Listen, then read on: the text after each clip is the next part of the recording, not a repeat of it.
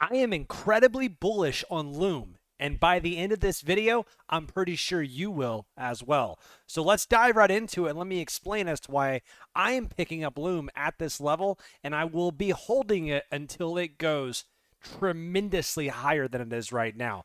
Think of this like a Doge coin back in 2017. All right, so let's go ahead and dive into this and see why I'm so bullish on this coin. So the first thing we're going to look at on the monthly level, I like doing what's called a top-down analysis. It means I go to the very high time frame and zoom on into the lower time frame.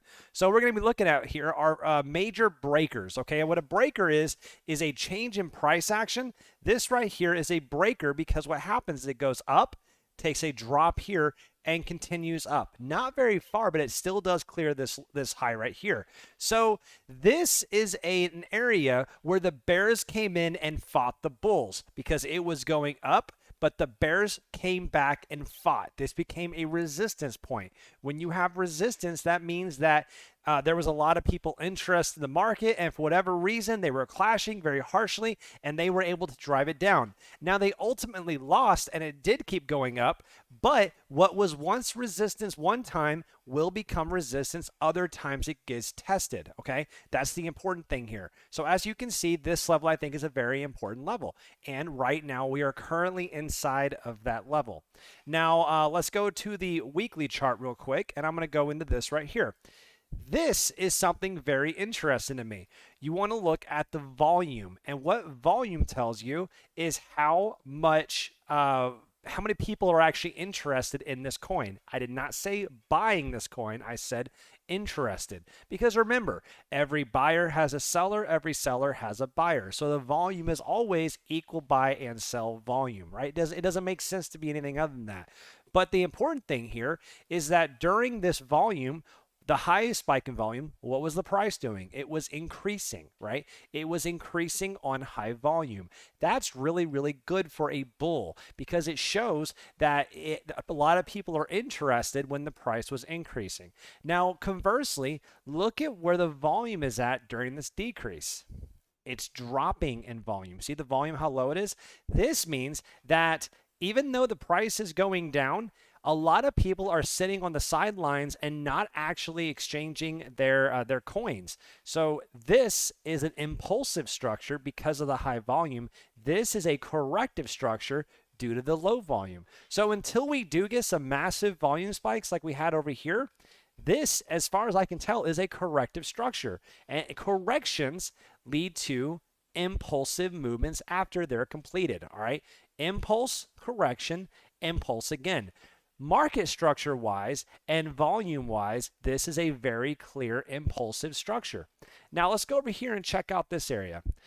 Once again, we have another breaker, right? Because it was dropping in price. The bulls came back and fought, dropped in price again. Bulls came back and fought and dropped some more. So these two levels are very important and key levels. And we can tell this pretty easily because as you can see, when it dropped down, it got tested here. It got tested here. And when I say tested, I mean it got tested from the downside and confirmed as resistance. Came over here, tested again, right? Came over here, tested again. This massive shooting star candle tested into this resistance. And then eventually we did get above. You guys see that? Now that we did get above that level, we do know that this is a strong support level because what was once resistance will become support once it's claimed. This is the rule, guys. This is what happens. So we are going to assume that this is going to provide serious support if we come back down into it. Now, on the same level, we have this right here.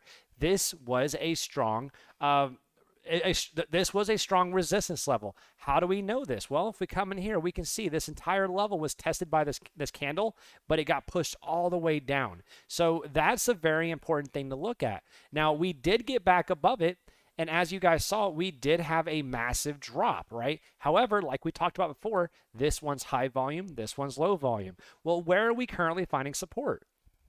Right here at this breaker level. This breaker, the monthly and the weekly combined, are giving us support at this level. There you go. Too easy, right? Now, let's say if we lose this level, where are we going to go? Well, we're going to get back to this level, which has not been tested since it broke out. And this is a we would assume a very strong support level because it got tested so many times from the downside. So right here, we would assume that that the price would hold. However, because we're currently inside this breaker and testing this one right here, we still assume that this one should hold. So if this one doesn't hold, we're going to drop to this one. Well, how much of a drop is that from these levels? It's about 20 to 30%, okay? 20 to 30% realistically is our downside potential on this coin.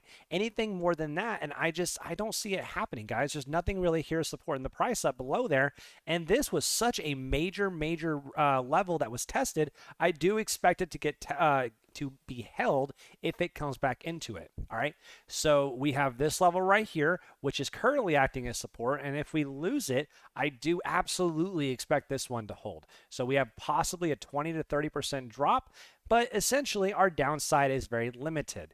Now, let's go. All right, now I'm going to go from there, and I'm going to go to the BTC pairing. All right, BTC. Now, if you're not aware, you can trade coins on the US dollar pairing, or you can also trade coins on the BTC pairing. Both are completely okay. And just like you can trade $1 US for Loom, you can also trade 1 Bitcoin for Loom, or vice versa. So what this chart is telling you is how much Loom can how much Bitcoin, there you go, better way of saying it, how much Bitcoin does one Loom buy? Well, we know that Loom is only worth about 7 cents right now, and Bitcoin's worth around $36,000, right? So that means that with one 7-cent Loom, you can buy 0.0000191 Bitcoin, which makes sense because it's extremely expensive. The Bitcoin is extremely expensive compared to Loom, which is extremely cheap, right? All right, so let's see. Now, so on there, this is a tradable chart. Just like we had on the US dollar pairing, this is a very tradable chart as well. So you want to look at both to get an idea. Well, let's zoom out and see what the overall market structure looks like. Oh, wow. Look at this drop, guys. This is amazing. Yeah, this is a massive drop. Let's see what the actual drop is, okay? If you go to the very bottom, look, we're getting 99% drop. 99% drop. Well, I mean, that's a pretty hefty drop, guys. Like most of the coins during the bear market dropped around 95 to 98%. This one dropped 99%. It can't get that much lower realistically, right? That just makes sense to me. But the other way to look at this is how much potential we have here. Just tremendous amount of open air. And it's already dropped so far. Realistically, how much more can it drop? Well, we already know based upon the US dollar pairing, around 20 to 30% is realistic. So let's go ahead and zoom in and see what levels we see on here. And just like before, we're going to look at the breakers to see if we have any sort of support here. Well, the first one we're going to look at is this is a very clean and obvious breaker because you have a massive downtrend, but this is the area where the bulls fought back, right? So dropped in here, came up here and fought back and then continued down. But as we can see, this level acted as a very strong resistance level because it got tested once, got tested twice, 3 times, 4 times. We did get a close above here, and we had a nasty rejection, right? Absolute nasty rejections. This is what's called a bull trap. So it did get a close, but it did get rejected eventually in the next candle. Came up here, tested it again, tested it again, tested it again. We did not get above it, which means it never actually cleared it like this one did. So tested. We've tested this 1, 2, 3, 4, 5, 6, 7, 8, 9, 10. We've tested this 10 times without busting it.